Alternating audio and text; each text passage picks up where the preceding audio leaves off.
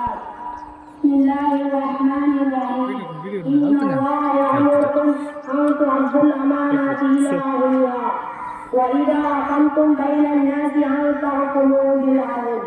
கண்ணியத்துக்குரிய உஸ்தாத்மார்களே, ஆனந்தளியின் முக்கியஸ்தர்களே, ஜமாத்தாளர்களே, என் நண்பர்களே, இஸ்லாத்தின் முதல் காணிக்கையாக அஸ்ஸலாமு அலைக்கும் வரஹ்மத்துல்லாஹி வபரகாத்துஹு. கண்ணியத்துக்குரியவர்களே, ஆண்டுதோறும் ஜனவரி 26ஆம் தேதியை உலகமாக கொண்டாடப்படுகிறது. இந்த நேரத்தில் இந்திய ராணுவ படைகள் அற்புதமாக அணிவகுத்து இந்த நாளை மகிழ்வார்கள். இது போன்ற பல இடங்களில் கொடியை ஏற்றி சந்தோஷத்தை வெளிப்படுத்துவார்கள். 2025ஆம் ஆண்டு 26வது குடியரசு தினத்தில் நாம் இருக்கிறோம். குடியரசு தினத்தை கொடியேற்றி நாம் எல்லாம் அவளோடு காத்துக் கொண்டிருக்கிறோம். இந்த நேரத்தில் ஜனவரி 26 குடியரசு தினம் என்றால் என்ன, இஸ்லாமிய பாரிய குடியரசு எப்படி நாம் எல்லாம் பார்க்க வேண்டும் என்றெல்லாம் சிந்திக்க வேண்டிய தருணம் இது. இன்று குடியரசு தினம் என்று எதிர்ப்பு கொள்ளப்படுகிறது. ஆங்கிலேயரின் கொடுமையான ஆட்சியில் இருந்து சுதந்திரம் பெற்ற பிறகு ஜனவரி 26 அன்றுதான் இந்திய அரசியலமைப்பு சட்டம் உருவாக்கப்பட்டது. இது முன்னிட்டுதான் நாம் இங்கு கொண்டாடுகிறோம். இந்தியாவில் சுமார் 200 ஆண்டுகளுக்கு மேல் ஆங்கிலேயரின் கொடுமையான ஆட்சி கொண்டு வந்தார்கள். அதை முடிக்கும் வகையில் புரட்சியாளர்கள் அகிம்சை வழியில் போராட்டத்தினால் பல ஆளுங்கள் உட்பட பல முஸ்லிம் தலைவர்கள் போராடி வந்தார்கள். தன் தாய் நாட்டுக்காக அர்ப்பணிந்த இஸ்லாமிய தேச வீரர்களையும் தலைவர்களையும் புரட்சியாளர்களையும் நினைப்போம் நாள் தான் இந்த குடியரசு தினம்.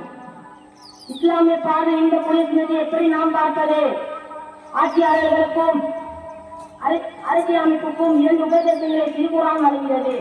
முதலாவது, இன்னல்லாஹ யஅமுருக்கும் அன் துஅத்துல் அமானாத்தி இலா அஹ்லிஹா, அமானிதமான பொறுப்பை அமானித ஊழியர்களை ஏற்றியே ஒப்படைத்தீர்கள் என்று அல்லாஹ் கூறுகிறான்.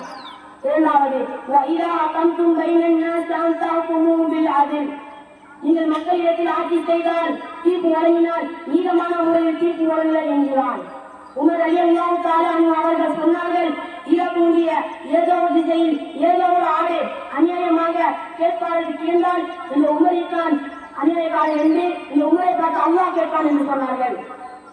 மனிதன் அநியாயம் செய்யப்பட்டிருந்தால் இந்த உமரை பார்த்து அல்லாஹ் கேட்பான் என்கிறார்கள். அவ்வளவு நீதம் அந்த ஆட்சியில் இருந்தது. 11 ஆண்டு காலம் ஆட்சி பிறகு உமர் அவர்கள் இறந்த சமயம் நீங்கள் எல்லாம் ஒப்பார்கள் தாழ்ந்து என்று ஐஷா ரலியல்லாஹு தஆலா அவர்கள் சொல்கிறார்கள். அன்னைக்கு எட்டிய தூரம் உமர் அவர்களின் ஆட்சி காலம் இருந்தது. குடியரசு என்றால் என்ன? மக்களால் மக்களுக்காகவே மக்களே ஏற்படுத்திக் கொள்கின்ற ஒரு அரசுதான் குடியரசு தினம் என்று சொல்லப்படுவது. மதீனாவிலே நபி ஸல்லல்லாஹு அலைஹி வஸல்லம் அவர்களின் ஆட்சி காலத்தில் தூதர்கள் அவர்களின் மத சட்டப்படி வாழ்ந்திருந்தார்கள். எல்லா சமநிலை இருப்பையும் ஒரு பூமி தக்கவைத்துக் கொள்கிறது என்றால் அதுதான் ஜனநாயகம். டாக்டர்